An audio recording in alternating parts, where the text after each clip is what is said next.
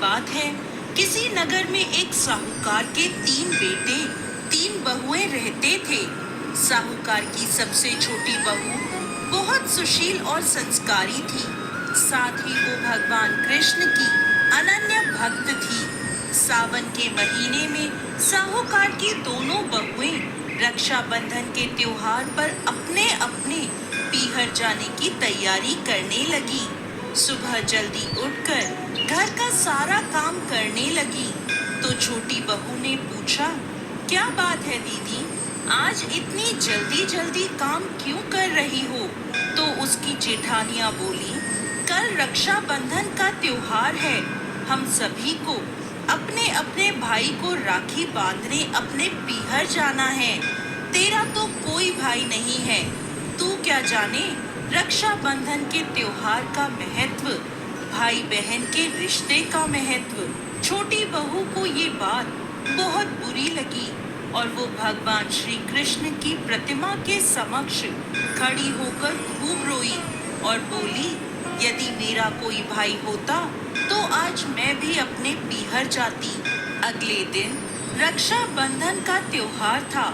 सुबह सुबह उसके घर उसके दूर के रिश्ते का एक भाई आया और आकर साहूकार से बोला, ये मेरी बहन है, मैं इसके दूर के रिश्ते का भाई हूँ और इसे रक्षाबंधन के त्योहार पर अपने साथ अपने घर ले जाने आया हूँ। तब साहूकार का बेटा बोला, लेकिन इसका तो कोई भाई नहीं है, तुम कौन हो? उसके समझाने पर साहूकार और उसका बेटा मान गया और छोटी बहू को उसके साथ भेजने को तैयार हो गए। परंतु छोटी बहू के पति के मन में कुछ शंका थी। वो बोला, आप इसे ले तो जाइए, परंतु इसे वापस लेने मैं खुद आऊंगा। ऐसा कहकर उन्होंने छोटी बहू को उसके भाई के साथ रवाना करा। रास्ते में चलते चलते छोटी बहू ने अपने भाई से कहा, भैया तुम इतने सालों तक कहाँ थे और पहले मुझसे रक्षाबंधन पर कभी राखी बंधवाने क्यों नहीं आए? तो उसका भाई बोला, बहन मैं 7 समुंदर पार परदेश में कमाने गया था। अब वह दोनों अपने घर पहुँचे तो घर में भाभी ने अपनी ननद का स्वागत किया, खूब आव भगत करी। फिर उन्होंने रक्षाबंधन का त्योहार मनाया। ऐसे ही हंसी खुशी समय बीत गया। एक दिन छोटी बहू का पति उसे लेने उसके घर आया। महल जैसा घर और ऐशो आराम देखकर वो चकित रह गया। भाई और भाभी ने उसकी खूब आव भगत करी। अगले दिन सुबह सुबह भाई और भाभी ने उसे उसके घर के लिए रवाना किया।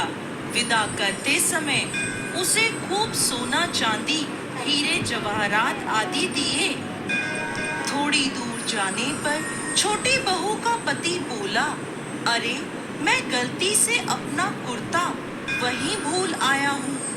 तब वह बोली, कोई बात नहीं, आपका कुर्ता तो पुराना था, इतनी दूर वापस जाएंगे तो घर पहुँचते पहुँचते अंधेरा हो जाएगा।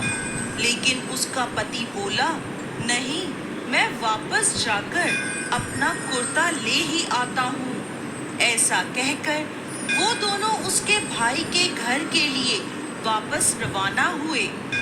जैसे ही भाई के घर के पास पहुँचे तो वहाँ उन्होंने देखा भाई के महल नुमा घर की जगह एक पीपल का बड़ा सा पेड़ है और उस पेड़ पर छोटी बहू के पति का कुर्ता टंगा है। ये देखकर वो बहुत नाराज हुआ और अपनी पत्नी से बोला, ये क्या काला जादू है? कौन था वो जो तेरा भाई बनकर तुझे यहाँ लेकर आया था? मुझे तो शुरू से ही शक था, इसीलिए मैं तुझे लेने आया था। बता कौन था वो? ऐसा कहकर वो छोटी बहू को मारने लगा।